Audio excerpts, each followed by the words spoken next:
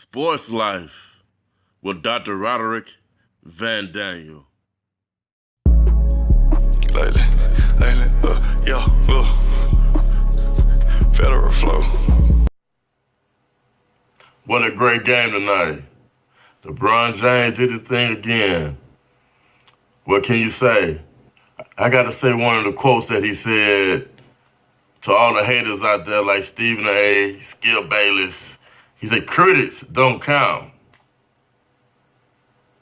It's all about the people. The credit belongs to the man who is actually in the arena. So for all the haters like Stephen A.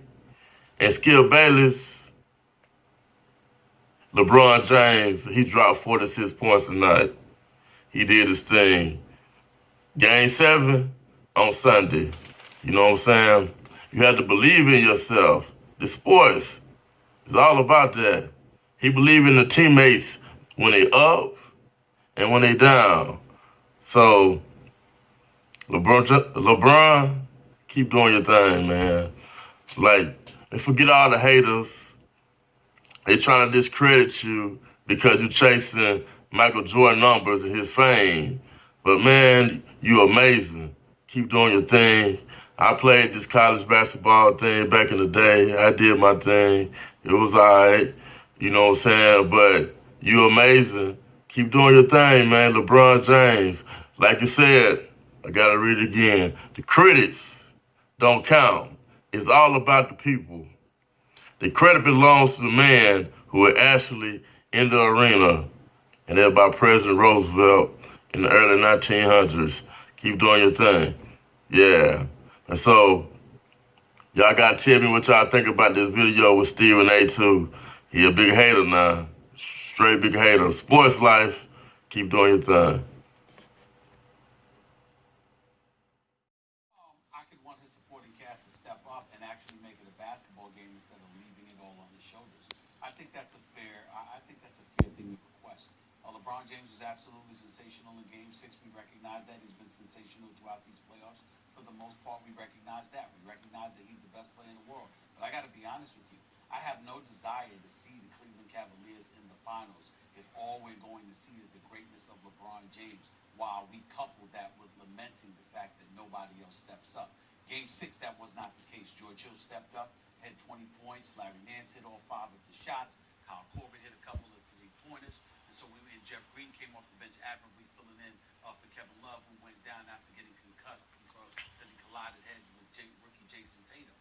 But I got to be honest with you. When we think about Golden State or Houston against the Cleveland Cavaliers, I don't want this narrative going into the NBA Finals if Cleveland was fortunate enough to win a Game 7, where we're talking about the greatness of LeBron James to such a degree that we're resembling a Saturday Night Live spoof where they're talking about the other Cleveland Cavaliers. When LeBron James make a basket, we're right there to give him a high five. And when he sits up there and gets this rebound and this dunk, we're right there to sit up there and, and bump chest with him. And by the way, when he sweats a little bit too much, we're right there to do his laundry. I don't want to hear that. That's not a storyline that I want associated with an NBA Finals matchup. This is basketball, man. This is supposed to be the creme de la creme, the best against the best. And that's what I want to see. And whoever that team is, and whoever will make the NBA Finals the most competitive, that's what I'm looking for, with or without LeBron James. Okay, pretty clear how you feel about the Cavs supporting cast. But this is something that Mark Jackson and Van Gundy said after the broadcast. Wondering your opinion on this. Jackson specifically said, even though they have the best player on the world on their team, I have seen nothing in the first 6 games of this series, especially the games played in Boston, to indicate that even with LeBron playing out of his mind, that they can win that game. Even with LeBron in a Game 7, with all he's done in Game 7s, is that a fair assessment by Jackson? It's fair, but I don't agree. It's fair because obviously it's LeBron James, and we're talking about a guy, Mark Jackson, who should be a head coach for somebody in this game. He knows what the hell he's talking about. But I respectfully disagree with him nevertheless, simply because even though you may not have seen much of anything from the Cleveland Cavaliers through some of these games to indicate they could win a Game 7, there have been times that you haven't seen anything from the Boston Celtics either. Now, that so happens to not have been the case whenever they played in Boston. But the bottom line is that when they're on the road and you've looked at them, you've wondered ain't scared of anybody, goes at everybody, defends, hit perimeter shots, etc. What if all of that left them in a Game 7 because, you know what, the moment was too big for them? That's the time, Game 7, the times when palms get sweaty and backsides get tight, man. And the reality of the situation is that you might have a young squad that might be overwhelmed by being in a Game 7. I don't anticipate that will happen by any stretch with this team, but I can't ignore the possibilities because we've seen some youngsters throughout NBA history that were absolutely phenomenal until the moment rose, until the moment arrived. And then after that, they faded. We saw that from LeBron James in an NBA Finals when he was younger. So it's possible. That's a great point. Stephen A. referencing the 2007 Finals LeBron's first when he was swept by the Spurs. So I think if I'm Actually, I wasn't. It wasn't 2007 when he went against San Antonio. It was a few years later when he went against the Dallas Mavericks in Miami. 2011, his first year there after all the pomp and circumstance to get them there to South Beach. So if I'm a fan, I'm a Stephen A. fan, I'm listening to this and I'm thinking, okay, he's clearly not counting out LeBron because of the Jackson comments there, but he's clearly not thinking the Celtics are going to be tight, the Rough Riders will be tight. So you tell me, who wins the Eastern Conference Sunday night on ESPN? I would tell you that I picked the Cleveland Cavaliers to win this series in 6 games. I was wrong. They wet the bed in Game 5. I thought that it would be just exactly the way that it was going into Game 5, but they would pick Game 5 to steal a game in Boston. They let me down. They didn't win the series, obviously, in 6 games. It's a Game 7. Aside from a Herculean effort from LeBron James that just overwhelms Boston, I can't see Boston losing this game. I want to be for the record. My prediction was wrong, plain and simple.